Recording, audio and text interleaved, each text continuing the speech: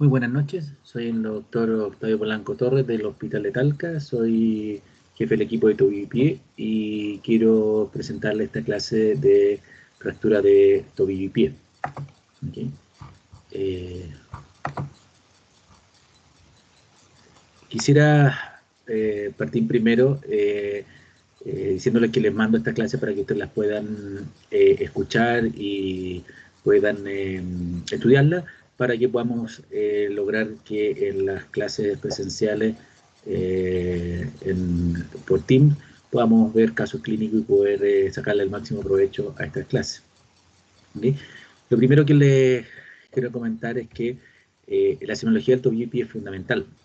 Principalmente se basa en que una correcta entendimiento y aprendizaje de la anatomía junto con la función de todas las estructuras anatómicas es fundamental para entender las distintas lesiones, ya sea traumáticas o no traumáticas que pueden haber en el tobillo y pie. El mecanismo lesional y la energía involucrada en las fracturas es fundamental para poder entender cuáles son los procesos diagnósticos, procesos terapéuticos para poder dar una correcta recuperación a estos pacientes. De ahí que la edad, ya sea más jóvenes, evidentemente mejor recuperabilidad, la edad de mayor edad, más riesgo de osteoporosis, tiene más posibilidades de tener más complicaciones y secuelas, mientras más mayor edad y mientras más jóvenes, obviamente recuperaciones mejores, más rápidas y con alta capacidad de poder retornar a actividades habituales.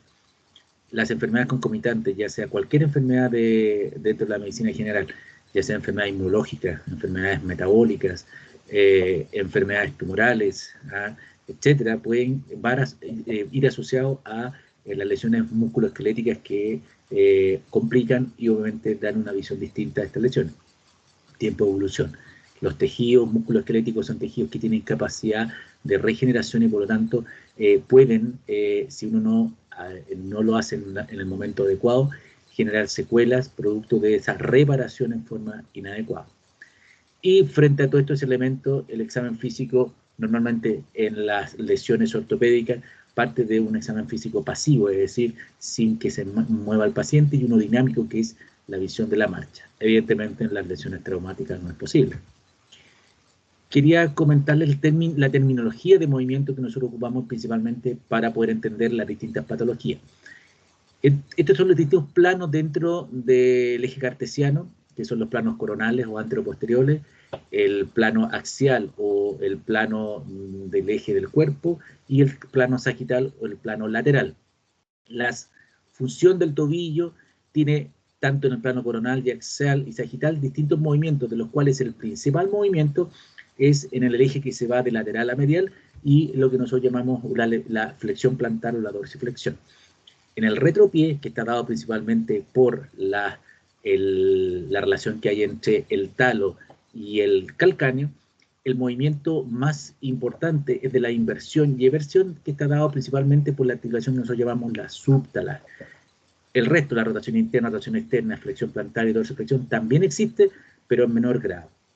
Y en el medio pie existe principalmente a nivel del chopar, lo que nosotros llamamos la aducción y la abducción del antepié, que en la práctica es la principal o la acción más libre que se produce en ese eje, principalmente en el axial, pero también hay combinados otros movimientos. Por ejemplo, la misma inversión y eversión en el medio pie se llama supinación y pronación. Son movimientos combinados. Todos estos movimientos son importantes entenderlos, ya que los nombramos frecuentemente para poder explicar una alteración, ya sea traumática o ortopédica. La anatomía del tobillo y pie parte de la base principalmente de que existe musculatura, por ejemplo en el pie, musculatura extrínseca que da los movimientos del pie. La musculatura extrínseca llamamos a todos los músculos o estructuras musculares que dan el movimiento de los dedos y que son principalmente fuera del pie, principalmente en la parte del tobillo. De ahí que tenemos, por ejemplo, en este caso, el extensor alechius longus, extensión común de los dedos, el peroneo tertius, los fibulares o los peroneos largo y corto, y el tendón de Aquiles, que son todos músculos extra del compartimento del pie, pero dan los movimientos al pie.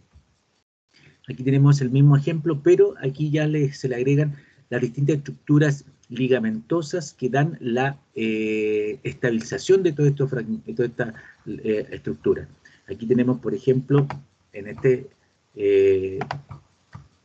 este paciente tenemos, o en esta imagen, tenemos ahí la zona de lo que llamamos retenáculos de los peroneos, retenáculo inferior, que permite que los peroneos no se salgan, no hagan una cuerda de violín y permitan que hagan el movimiento adecuado para utilizar al máximo el brazo de palanca correspondiente a esos tendones.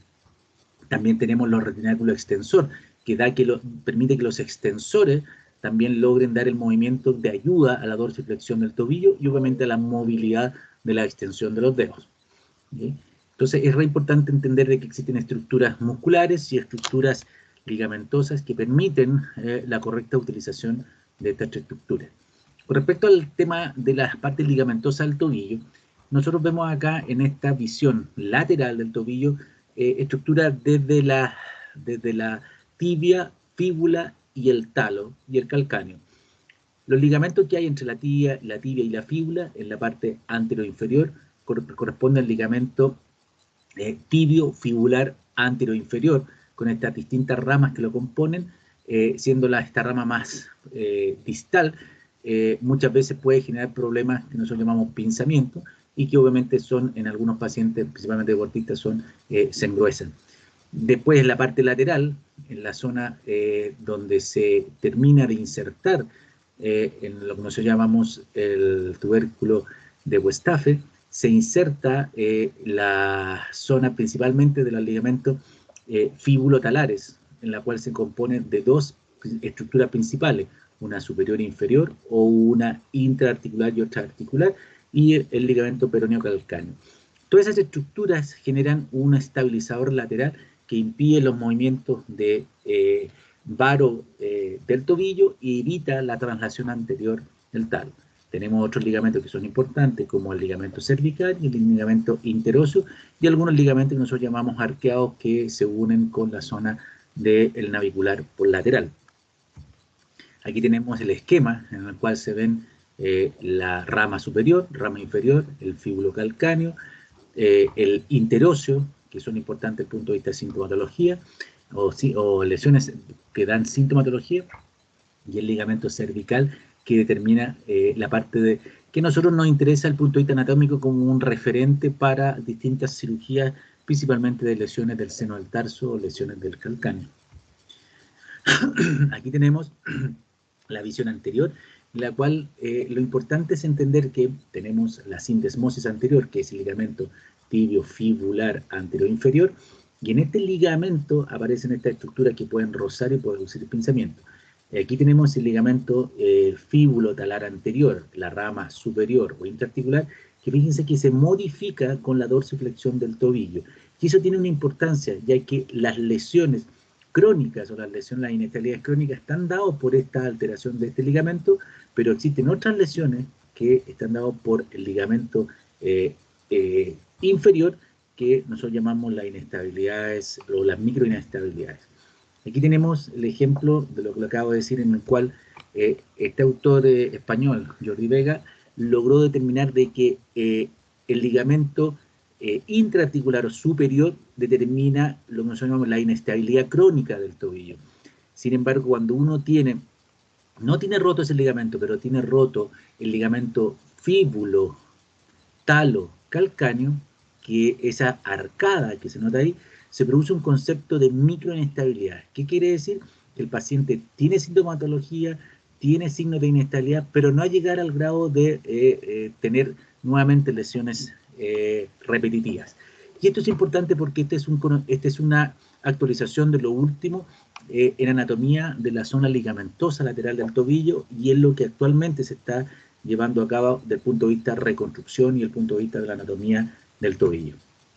Aquí tenemos una visión de la parte posterior, en la cual tenemos principalmente la fíbula con la tibia posterior, en lo cual existe este gran refuerzo en lo que nosotros llamamos el tubérculo de Volkmann, en el cual se inserta el ligamento tibio fibular posterior inferior, o es la sindesmosis posterior, que se refuerza con un ligamento que se ve allá abajo, el 9, que corresponde al ligamento transverso de este ligamento de la sindesmosis posterior, y es el principal estabilizador de la sindesmosis, da un 40% de la estabilidad de la sindesmosis y es fundamental para la estabilidad del tobillo.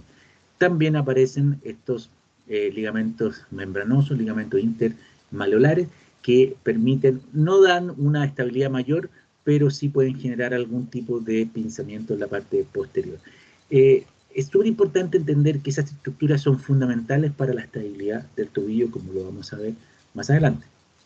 Aquí tenemos la pista medial del tobillo, en el cual se ven los ligamentos del tobillo, que en el esquema queda muy claro de que existen estructuras superficiales, principalmente el ligamento tibio sprint, que nosotros llamamos a esta hamaca, de la tibia al sprint, tibio calcáneo, que son ligamentos superficiales, tibio navicular, también superficial, y el tibio talar posterior superficial. Abajo de esto tenemos el tibio talar profundo posterior y el tibio talar profundo anterior, que son todos los componentes del ligamento del tobillo y que da la estabilidad medial del tobillo. Una visión general macroscópica del pie, como para poder entender un poquito a qué hablamos. Cuando hablamos de arco longitudinal, hablamos al arco que está en la columna medial del pie, y es lo que nosotros llamamos el famoso, las alteraciones del arco, el pie plano longitudinal, que es la clásica pie plano infantil o el pie plano del adulto que puede aparecer pues con el tiempo.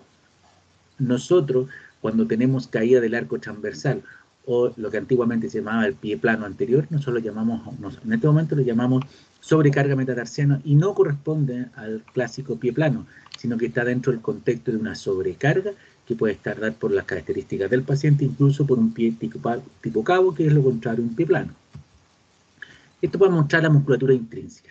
El pie también tiene musculatura intrínseca que no tiene mayor función motora de desplazamiento, pero sí tiene que ver con la ayuda a ciertos movimientos del pie, principalmente el flexor común, el flexor menor, el aductor del hallux, distintos interóseos, lumbricales, que dan las características que no vamos a profundizar en ello, porque solamente es para manifestar de que existe también musculatura intrínseca del pie y también puede llegar a producir patología, por ejemplo, un síndrome comportamental que se da en lesiones graves del pie. Para mostrar un poquito la anatomía ósea, de los cuales tenemos principalmente las partes del talo calcáneo, lo que nosotros llamamos el retropié, desde la talo navicular y la calcáneo cuboidea, que nosotros llamamos la articulación de Chopard. Tenemos del Chopard a la zona de la base de los metatarsianos, le llamamos el Lisfranc, y ese sector nos llamamos medio pie, retropié, medio pie, y del Lisfranc hacia adelante le llamamos antepié. Esto mismo aparece acá en esta imagen, en la cual se ven todos los huesos del antepié hasta la zona del Lisfranc, los huesos del medio pie, cuña medial, cuña intermedia, cuña lateral, cuboides, navicular. Y tenemos del retropié el talo y el calcáneo. Esto con respecto un poquito a los conceptos básicos de nomenclatura y qué es lo que es importante para poder entender las lesiones del tobillo. Vamos a hablar directamente ahora de las lesiones traumáticas de tobillo, que en la práctica son lo que nosotros más frecuentemente vemos, y es principalmente la luxofractura de tobillo y la fractura de pilón tibial o plafón tibial. ¿Cuál es la diferencia? Las luxofracturas de tobillo son lesiones principalmente torsionales, en las cuales existe un movimiento torsional de baja energía que lleva a producir una alteración de las estructuras, principalmente los estabilizadores primarios, ya sea óseo o ligamentoso. ¿Okay? Y la fractura de pilón tibial, que corresponde a la fractura de alta energía, en la cual se produce una carga axial que compromete la articulación y que deja secuelas graves. Súper importante entender que las luxofracturas de tobillo no generan una alteración de la articulación, sino que se genera un mecanismo torsional en que respeta la articulación. En cambio, la fractura de pilón tibial hay una alteración directa de la articulación. Ahora, existen cuadros intermedios o existen luxofracturas que tienen componentes de carga axial que pueden ya formar un tipo de pilón que lo vamos a mostrar en las siguientes slides. El mecanismo por el cual nosotros vemos la torsión se puede clasificar en dos tipos. Una, la clasificación de Lauhausen. Lauhausen lo que hizo fue colocar cadáveres con los pies en distintas posiciones y determinar los rasgos de fractura que se producían. Por ejemplo, lo que se ve en la figura de arriba es la típica o la clásica lesión más frecuente del tobillo, que es lo que nosotros llamamos la pronación, rotación externa. ¿Qué significa eso? El pie queda en una posición de pronación, con el dedo gordo hacia arriba, y rota el pie hacia externo, y en esa posición se generan distintos niveles de fractura, y nosotros los dividimos en tipo 1, 2, 3 y 4, dependiendo del rasgo de fractura o donde la energía termina. Y la siguiente clasificación es la clasificación de Weber, en la cual, dependiendo del rasgo de fractura, si es infrasindesmal, transindesmal o suprasindesmal, infrasindesmal, transindesmal, suprasindesmal, podemos clasificarla dependiendo de si compromete o no ese ligamento. La clasificación AO es una mezcla de los dos tipos de clasificaciones, pero es interesante entender las dos para poder entender los mecanismos lesionales. ¿Cómo entendemos la Lauhausen? La Lauhausen tienen que entender como el tobillo como una mortaja. Mortaja se le llama cuando hay dos estructuras que contienen una tercera. En este caso, la fíbula y la tibia, a través de sus ligamentos sindesmal o ligamento tibio-fibular anterior y posterior, junto con sus ligamentos del tobillo, generan una estabilidad de este componente de la mortaja. Aquí tenemos la sindesmosis anterior, la membrana interósea más arriba, el deltoide, que son las estructuras, tenemos los ligamentos laterales, pero los cuales, para mantener la estructura del talo, la mantención del talo en su sitio, tiene que estar completamente congruente, lo que nosotros llamamos al anillo del tobillo. El anillo del tobillo está dado principalmente por maléolo medial, con su ligamento, el ligamento sindesmal anterior o ligamento tibio fibular anterior inferior, la fíbula, membrana interósea y posteriormente el ligamento tibio-fibular posterior, como se ve en esta secuencia, llegando hasta el otro lado, hasta el maléolo medial por su inserción en ligamentos. Todas estas estructuras son fundamentales para la estabilidad del tobillo y esto da un anillo en el cual se da la estabilidad, y es muy importante entender ese concepto para saber de que lo que se lesiona en el lado medial puede repercutir en el lado lateral y viceversa. ¿Cómo se producen las lesiones de la Lauhausen? Primero, la rotación externa. Normalmente hay un mecanismo de rotación externa. Puede ser rotación interna también, pero produce otro tipo de lesión. La clásica, la más frecuente, rotación externa. Y esa rotación externa puede ir con pronación, es decir, el dedo levantado, o con supinación, con el dedo hacia abajo. Y eso genera distintos rasgos de fractura. Tenemos en las clásicas supinación, rotación externa, se produce la lesión primero del ligamento sindesmal anterior o se puede producir en la zona de inserción de la fíbula. Después sigue con la fractura de la fíbula, esa es la etapa 2. Después sigue con el triángulo posterior, la parte 3 de esta torsión del mecanismo lesional, y por último termina lesionando, o en el nivel 4, ya sea el maléolo medial o el ligamento del tobillo. Esta es la clásica mecanismo en 4 fases que tiene los mecanismos de supinación, rotación externa. Si a esto se le combina una pronación, rotación externa, aparecen lesiones más altas. Aquí tenemos, si la energía, tenemos otro mecanismo lesional del Lauhausen. Si la energía se produce una inversión, ¿no? Una inversión, es decir, el talo golpea el maléolo medial, a eso nosotros llamamos pronación, aducción, a ese tipo de mecanismo. Rompe en forma cizallante el maléolo medial y rompe la fíbula bajo la sindesmosis. Esa es la clásica lesión de pronación, aducción. Y cuando tenemos al revés, cuando existe una supinación,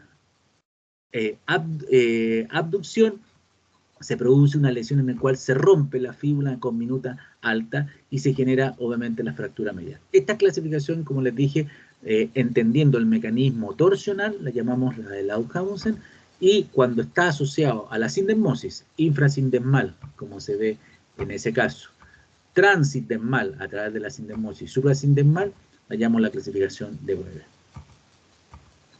Aquí tenemos ejemplo, simplemente para mostrar, fíjense, el espacio medial. Nosotros aquí, en el apunte que ustedes tienen, que les mandé, sale de que este espacio es un espacio que está determinado que son más o menos 4 milímetros. Este espacio tiene que estar simétrico con el espacio superior. Aquí está asimétrico y se ve como el talo se desplaza. Este es el borde anterior de la tibia y se desplaza el talo hacia el lado, generando una apertura y una zona en la cual se debe cruzar la fíbula con la tibia, que debe ser más de 5 milímetros, y aquí es menor. En este caso, el paciente clínicamente está con una impotencia funcional, no puede cargar con un aumento de volumen importante. Fíjense que en la lateral se ve un fragmento posterior, por lo tanto aquí la energía cruzó hasta atrás, se fue hasta atrás, por lo tanto abarcó todo el anillo del tobillo. ¿Por dónde salió la energía? Por lateral. Por lateral, fíjense que no se ve nada. Y aquí donde uno tiene que examinar al paciente y tiene que examinarlo correctamente, y donde uno puede ver que la fractura o la energía disipó hacia la fíbula alta. Y eso es lo que nosotros llamamos una fractura, una tipo pronación, rotación externa, en la cual la energía sube y sale a través de la fíbula.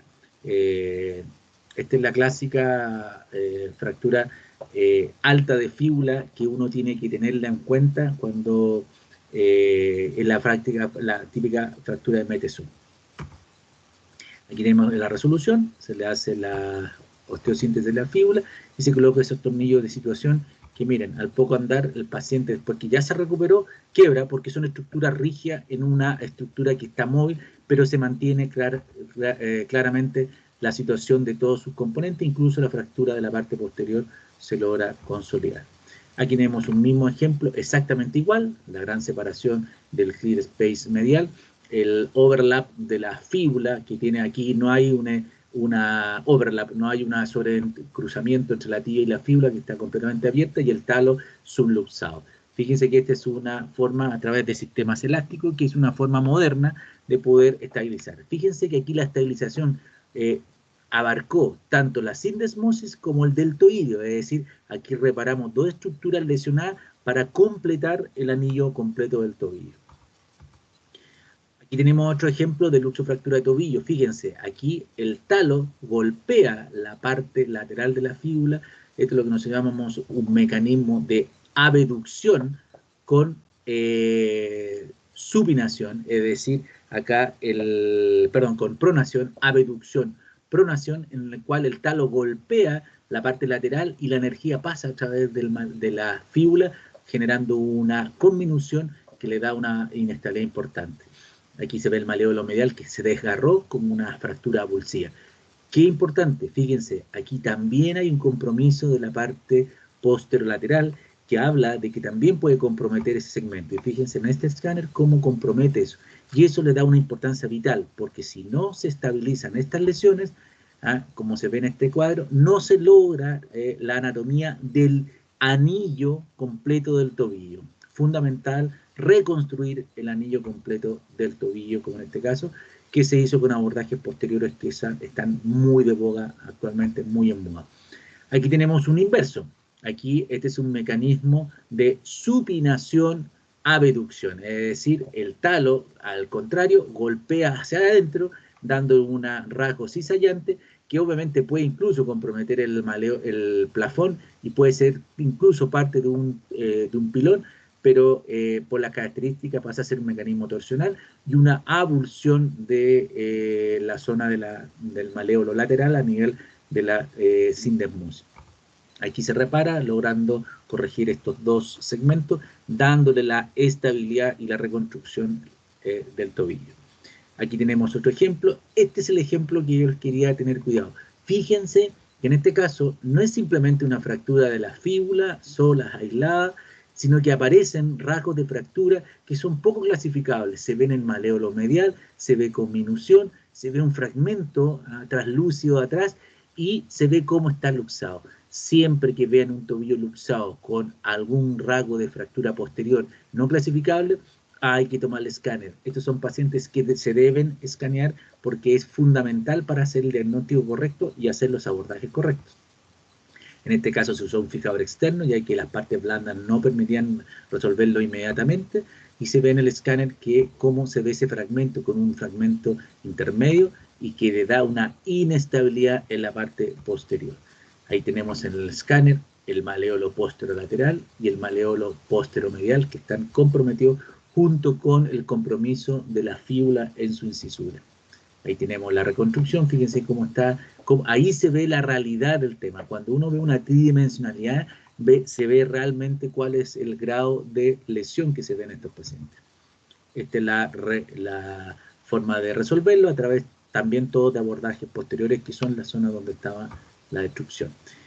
Quiero poner énfasis en esta parte. Cuando existen compromisos de lo que nosotros llamamos el rodete posterior de la tibia, fíjense que el rodete posterior es una estructura de la parte posterior del plafón tibial que tiene una descenso hacia posterior. Eso evita que el talo se desplace hacia posterior. Esa inclinación es fundamental para darle estabilidad. Si eso se lesiona, el talo tiende a irse hacia atrás y genera una inestabilidad que termina produciendo en el paciente una artrosis postraumática, que es una de las consecuencias de este tipo de lesión. Este tipo de lesión no es exclusivamente torsional, y aquí existe un mecanismo mixto en que hay carga torsional y carga axial en flexión plantar que dan estos componentes que nosotros llamamos la fractura del maleolo posterior, que está dentro del contexto de los pacientes que tienen lesiones graves, en las cuales en algunas de estas clasificaciones las llamamos los famosos pilones posteriores, que lo vamos a nombrar después. Esto es importante porque el tratamiento cambia radicalmente dependiendo si está comprometido el maleolo posterior. Ahora, con respecto a la fractura de pilón tibial, son lesiones de carga axial. ¿Qué significa? Son caídas en el eje axial, es decir, talo golpea la zona del plafón tibial hacia arriba, en forma axial.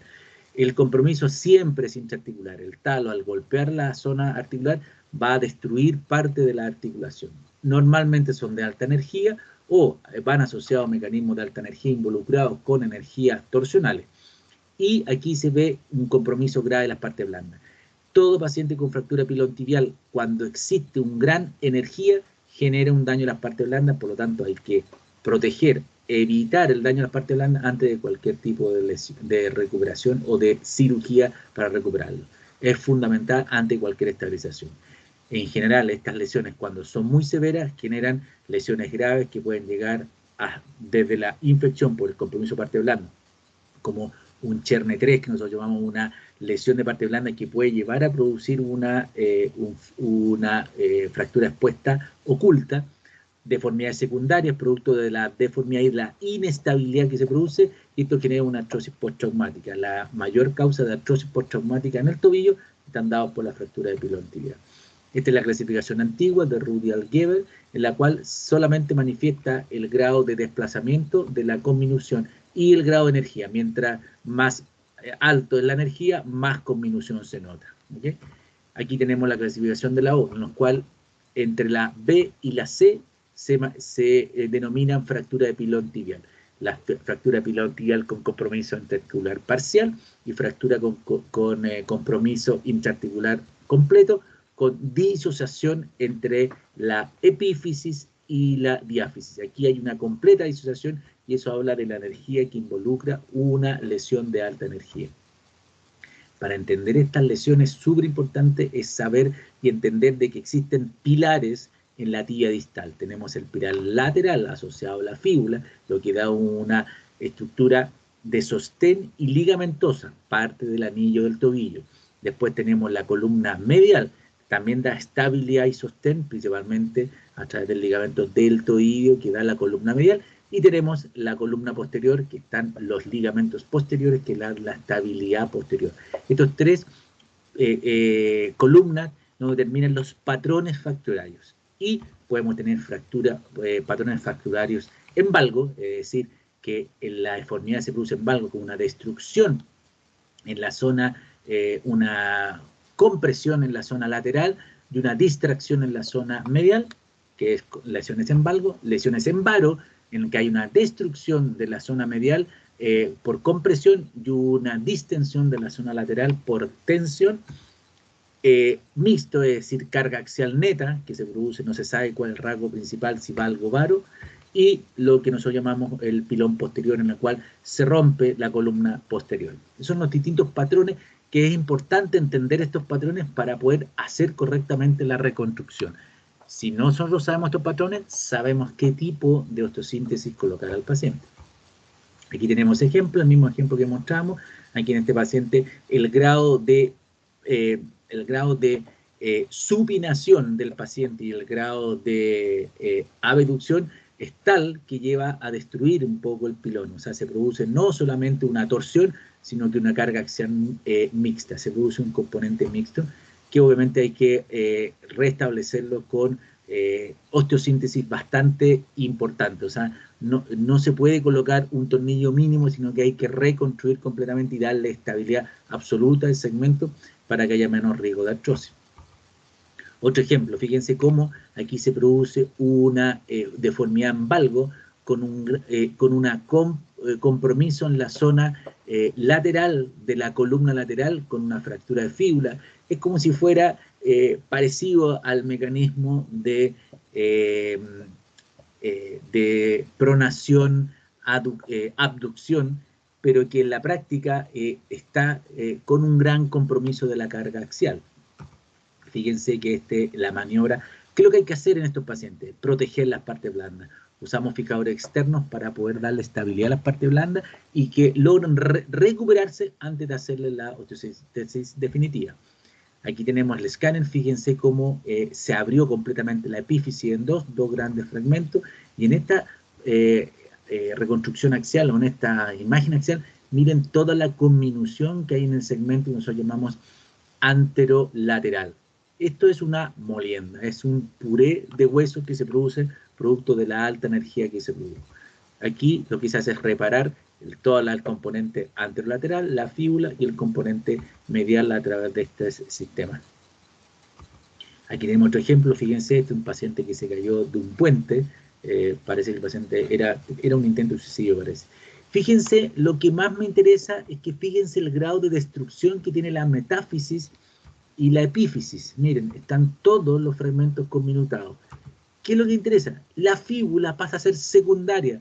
No se puede clasificar un pilón por la fíbula. Aquí no interesa tanto si es que la fíbula tiene o no compromiso sin desmal. Aquí lo que hay que lograr es darle la reconstrucción lo más anatómica posible, ya sea en el eje de carga, ya sea en la estabilidad.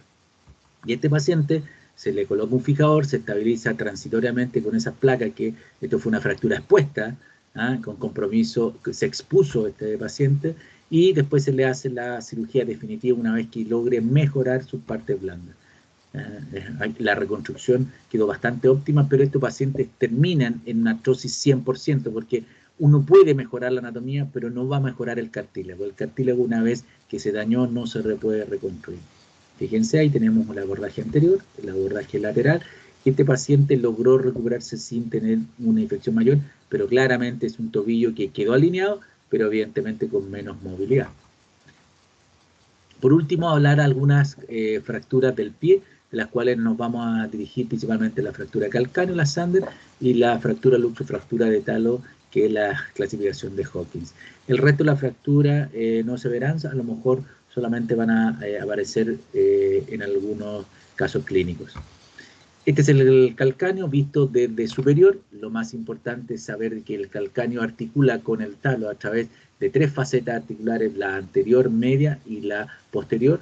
La subtalares, nosotros llamamos subtalar anterior, media, y la subtalar posterior. También articula por delante con el cuboide a través de la faceta de calcáneo cuboidea, que es la que se ve acá adelante.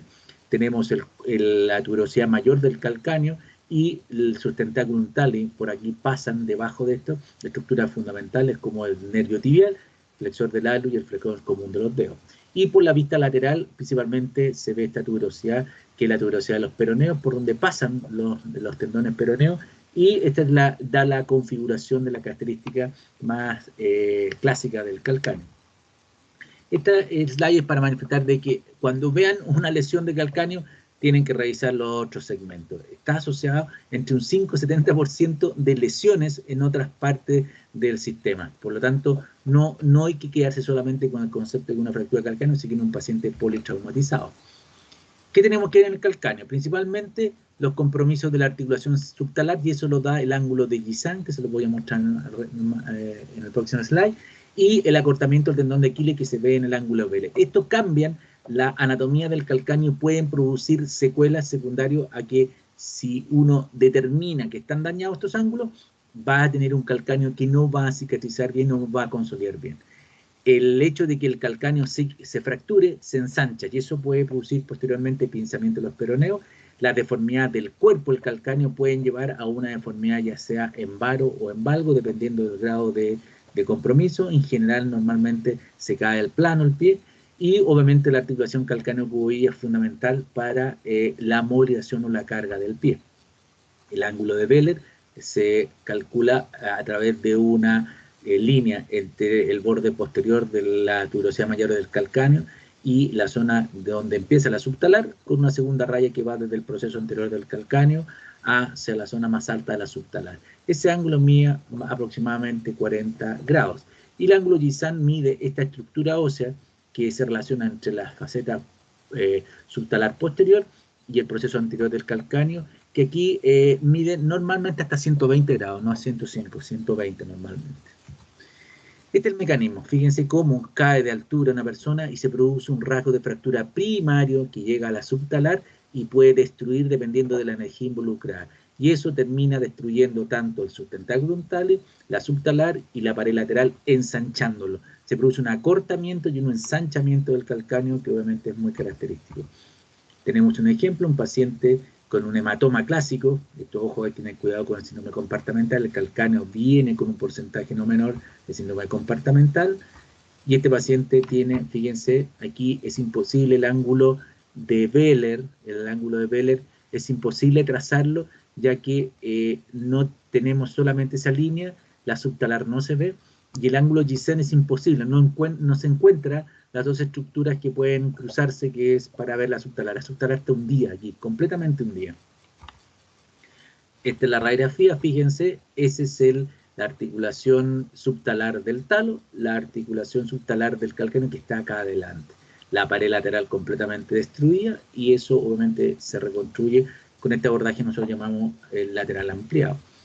Esta es la reconstrucción, fíjense que ahí aparece el proceso anterior del calcáneo, aparece la subtalar, y uno puede imaginar una línea, y aquí podemos imaginar la otra línea que es el ángulo de Wheeler, que no se recuperó 100%, pero obviamente sí genera una recuperación ideal. Este es el paciente después ya de 4 meses postoperado. Fíjense que no hay cicatriz, casi nada.